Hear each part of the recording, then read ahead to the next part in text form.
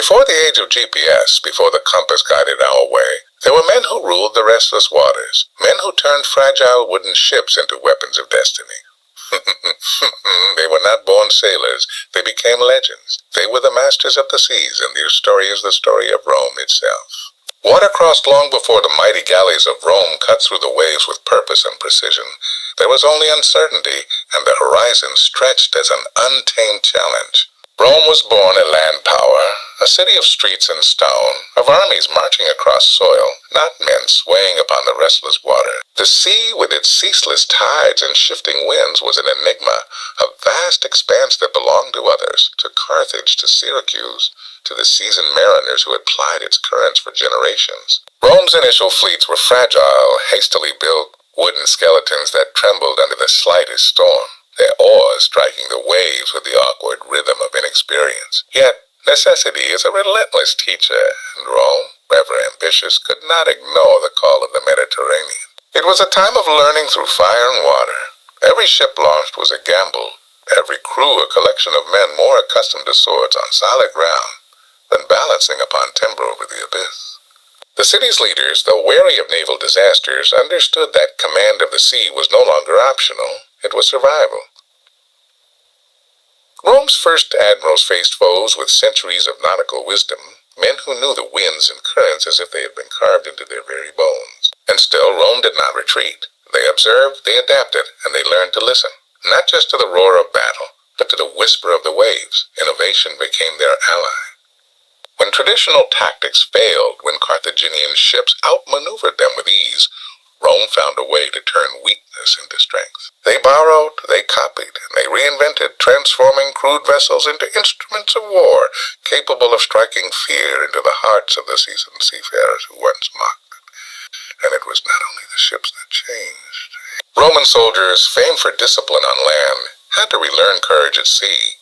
They trained tirelessly, mastering the art of boarding, the rhythm of oars, the chaos of waves under fire. These men became sailors and warriors in equal measure, their determination hardening like the wood of their ships under the sun. The early naval campaigns were brutal. Rome lost more than ships. They lost men, pride, and patience. Yet with each setback came understanding. With each disaster, a lesson etched in memory in wood.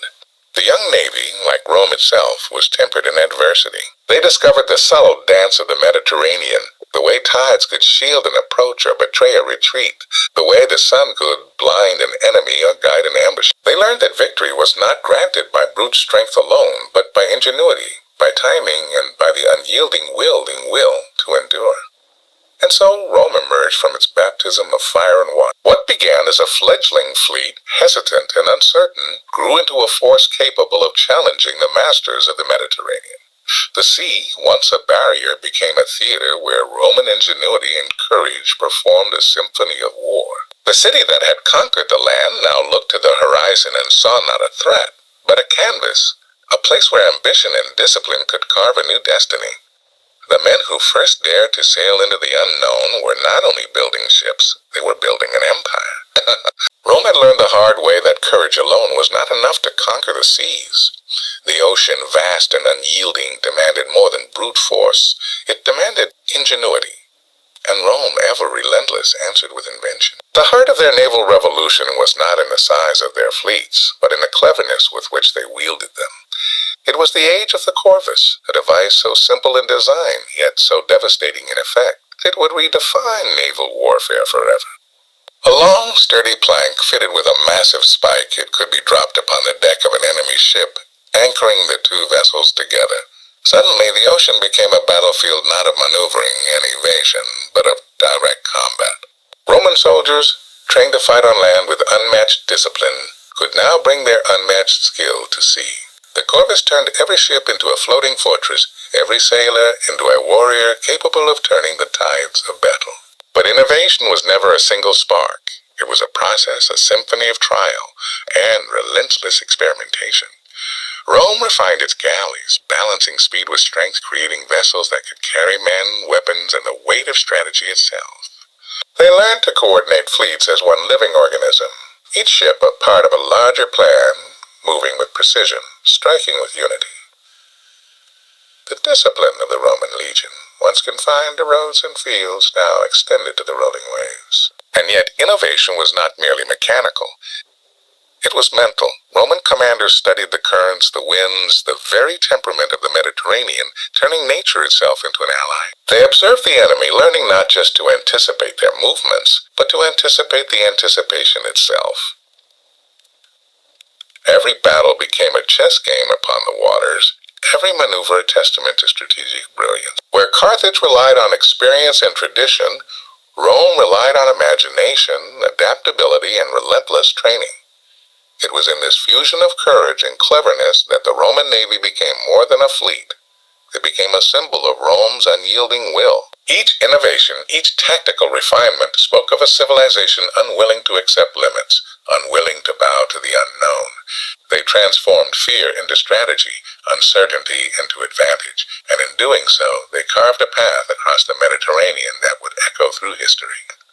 By the time the first smoke of battle cleared, Rome was no longer a landlocked power awkwardly attempting to master the seas. They had become a force capable of outthinking, outmaneuvering, and overwhelming any opponent. The innovations of those early years were not just tools of war.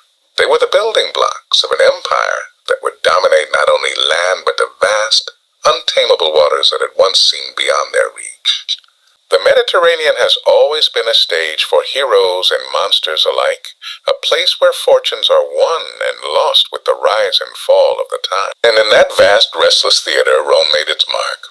Not quietly, not with timid hands, but with ships that thundered like rolling drums and men whose courage burned brighter than the midday sun. The first great test came against Carthage, a maritime power with centuries of mastery over the waves. Rome's fledgling navy faced seasoned captains who could read the wind like an open book and knew every hidden reef, every secret current. At the Battle of Mylae, history watched as Roman innovation clashed with Carthaginian skill. The Corvus, that simple yet brilliant plank of war, turned the tide. Roman soldiers poured onto enemy decks, and what had once been a dance of ships became a land battle on the open sea. Victory was seized, not by chance, but by discipline, by ingenuity, and by an unyielding will to dominate. And Rome did not stop there. At the Battle of Cape Ecnomus, the sea itself seemed to tremble under the weight of Roman ambition. Hundreds of galleys clashed in a spectacle of chaos and courage, oars slicing through water, rams smashing hulls, and the cries of men mixing with the roar of the waves. Against all odds, the Romans prevailed, demonstrating that sheer determination, combined with strategy, could overcome experience and tradition. Each victory was a statement, a declaration to the world, that Rome would not be confined to the land, that the seas themselves would bend to their ambition. These battles were more than military engagements. They were crucibles of human spirit. Every soldier, every sailor faced the terror of the unknown, the threat of sinking, of drowning, of being swallowed by the very waters they sought to command. And yet with every clash, Rome's navy grew stronger, its men braver, its tactics sharper. They learned to move as one, to strike with precision, to exploit every weakness, no matter how small, in the enemy's line. The naval triumphs of Rome reshaped the Mediterranean world. They opened the way for trade, for expansion, and for the projection of power far beyond the city's border. And in each battle, in each ship sent to the bottom or lifted to victory, the Roman navy proved that mastery of the sea was not inherited. It was earned, forged in courage, innovation, and unbreakable discipline. By the time the waves settled and the smoke of battle cleared, Rome had transformed from a landlocked upstart into a maritime power whose name would be feared from Sicily to Spain, from the shores of Africa to the islands of the Aegean. And it was on these restless waters that the Roman navy first wrote its legend, a story of ingenuity, bravery, and the unshakable belief that no sea was too vast, no enemy too skilled for the city of Rome. Victory at sea is not measured only in the sinking of enemy ships, nor in the cries of battle echoing across the waves. True mastery of the ocean is measured in the power it grants, the ability to shape the world itself. And the Roman navy, forged in fire and water, became more than a weapon of war. It became the instrument of empire. With each conquest, Rome claimed not just land, but the lifeblood of civilizations, trade resources, and the veins of wealth that ran beneath the Mediterranean. The seas, once highways for rivals, became Roman roads of influence. Grain flowed from Egypt to Rome, silver and tin from the Iberian Peninsula, olive oil and wine from the Italian heartland to distant colonies. Each ship was a lifeline carrying not only goods but the authority of a power that would tolerate no challenge to its dominance. The Navy did more than protect trade routes. It projected Rome's will across continents. Coastal cities learned that to defy Rome was to invite a storm of disciplined fury. Islands and ports that once belonged to rival powers became outposts of Roman order, their harbors filled with ships that could strike at a moment's notice. The Mediterranean was no longer a battleground alone. It was a Roman lake, a domain where diplomacy, commerce, and military might intertwine seamlessly. Expansion followed the wake of the fleet. Where ships could go, soldiers and administrators could follow, establishing colonies, securing roads, and spreading Roman law and culture. The Navy was the arm that reached beyond the horizon, ensuring that Rome's influence touched every shore. Through its strength, Rome transformed scattered territories into an interconnected empire, where distant provinces could rely on the lifeline of the sea and the protection of its relentless patrols. And yet the greatest lesson of Rome's naval dominance was not in conquest alone. It was a lesson of foresight, the understanding that control of the sea meant control of destiny. Every successful campaign reinforced the network of power, wealth, and influence that kept Rome at the center of a world in motion. The Navy, once an afterthought, became the beating heart of an empire, reminding all who sailed its waters that Rome was not merely a city, but a force that could bend oceans to its will. By mastering the seas, Rome did more than win battles. It wove a web of influence that reached from the cliffs of Hispania to the shores of Asia Minor, from the deserts of Africa to the islands scattered across the Mediterranean. The Navy made it possible for Rome to be everywhere, to see everything, and to control everything. In the waves, the city's ambition found its wings, and in the horizon, the empire saw its future. The waters of the Mediterranean have long since carried the echoes of Roman galleys, yet the legacy of those men and their ships has endured far beyond the waves they once commanded. The Roman Navy was more than timber and sail, more than oars cutting through the tides. It was a testament to human ingenuity, discipline, and the relentless pursuit of mastery. Generations of sailors, generals, and strategists have looked to the Romans for guidance. Their innovations, ships designed for both speed and strength, the genius of the Corvus, the tactics that transformed uncertainty into advantage, became the foundation of naval thought for centuries. Medieval fleets, Renaissance admirals, even modern naval engineers could trace the lineage of their knowledge back to those first Roman pioneers who dared to challenge the sea itself. But perhaps the greatest legacy was not in the ships or strategies, but in the spirit they embodied. The Roman Navy taught the world that mastery is earned, not inherited, that courage without discipline is folly, and that innovation without action is wasted potential. They showed that even a landlocked power could learn to dominate waters once thought beyond reach, that limitations are merely invitations to invent, and that determination could bend nature itself to human will.